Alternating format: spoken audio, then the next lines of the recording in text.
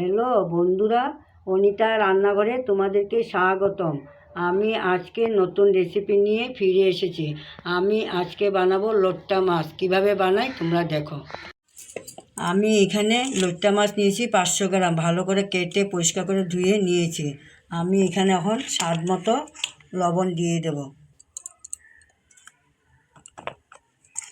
পরিমাণ মতো হলুদের গুঁড়া দিয়ে দেব, অল্প সামান্য লাল লঙ্কার গুঁড়ো দিয়ে দেব। এখানে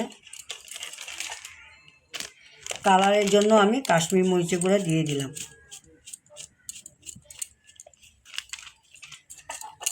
সাথে পেঁয়াজ আর রসুন কাঁচা লঙ্কা সব পেস্ট করে নিয়েছি।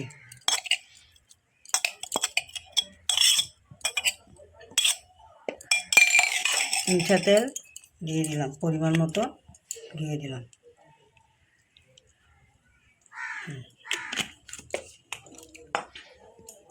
আর আমি এগুলো ভালো করে মেখে নেব।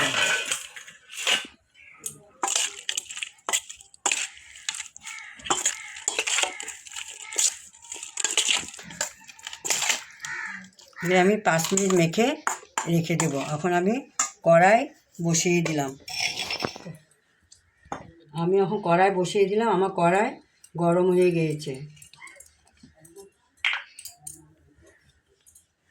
পরিমাণ মতো মিঠা তেল দিয়ে দিলাম।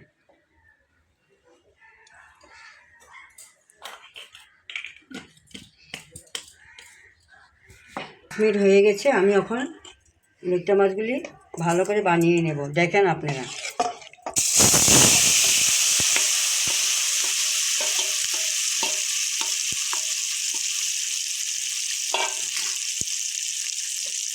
বানাচ্ছি দেখেন,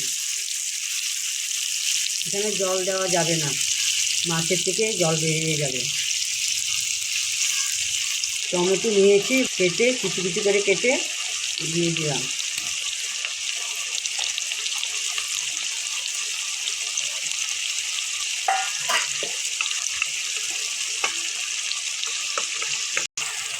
লোট্টা মাছ দিয়ে বেগুন দিয়েও রান্না যায়, চিকন চিকন করে বেগুন কেটে বানানো যায়। আমি আজকে বেগুন দিলাম না, টমেটো দিলাম আর পেঁয়াজ কুচি কুচি করে কেটে দিলাম। কিন্তু বেগুন দিয়েও খাওয়া যায়, সব রকমের খাওয়া যায়। বেগুন লোট্টা মাছের পকোড়িও বানানো যায়।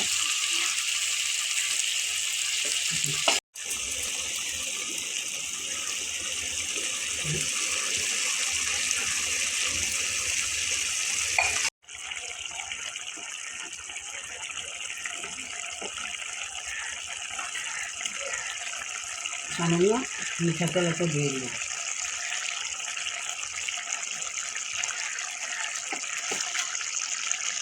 ধনিয়া পাতা দিয়ে নামিয়ে নিলাম।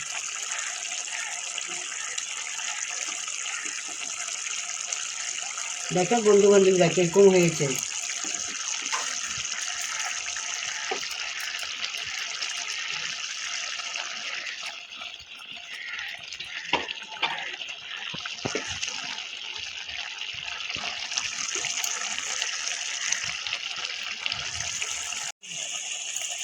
বন্ধু বান্ধবীরা দেখো আমার কিরকম হয়েছে লোট্টা মাছের তরকারি। দেখছেন, আমি এখন নামিয়ে নেব। আমার লোট্টা মাছের রেসিপি হয়ে গেছে। আপনি যদি ভালো লাগে সাবস্ক্রাইব, কমেন্ট, লাইক, শেয়ার করবা আর নিত্য নতুনের জন্য কমেন্ট করবা।